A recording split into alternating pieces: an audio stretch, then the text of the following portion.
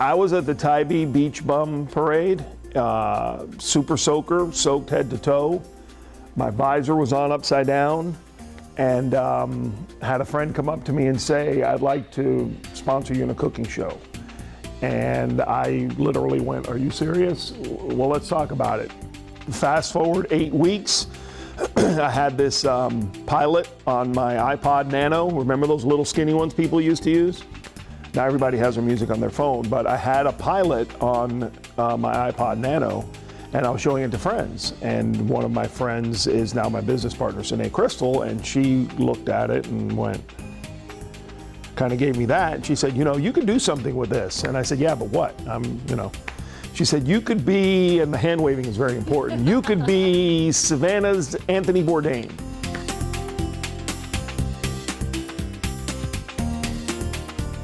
You find something you're passionate about, you'll never work another day in your life. And I have been fortunate enough, 20 years of TV, to have found two.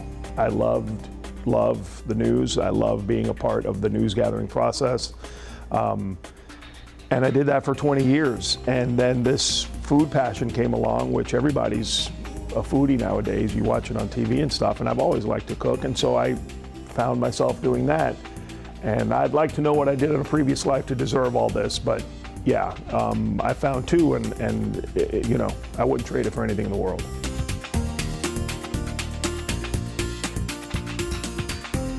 Season 3 will premiere September 29th here on WSAV. We are just so, I'm at a loss for words. We've talked about it so much. We're so excited about the direction we're going. The plan has always been, from about day 4 of the doodling at B. Matthews, to take the show regionally, make it about the South, and sure, be a centerpiece of focus on Savannah, but share Savannah with the South and the South with Savannah.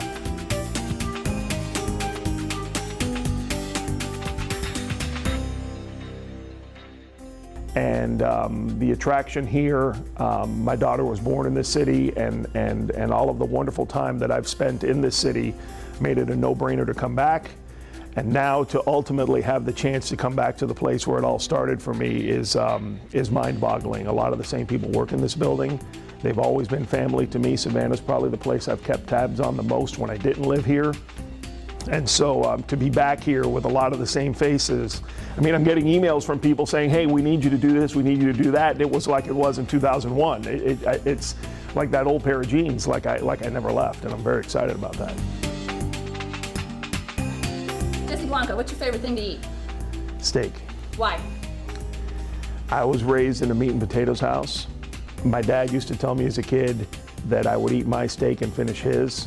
You know, Cuban food is a lot of meat and potatoes and rice and starches, but a lot of beef, a lot of meat and potato. And you know, we are all byproducts at the end of the day of what you're raised on.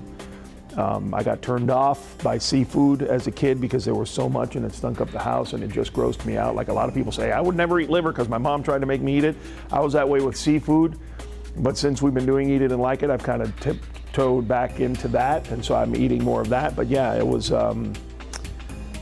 my favorite food is a thick steakhouse, charred, crusted, medium, oozing, baked potato steak. A lot of humility, a lot of embarrassment, a lot of pride swallowing, but I chase the people who said yes and who are wonderful enough to support and share our vision, because not everyone has. And here we are. We couldn't be any more excited about it.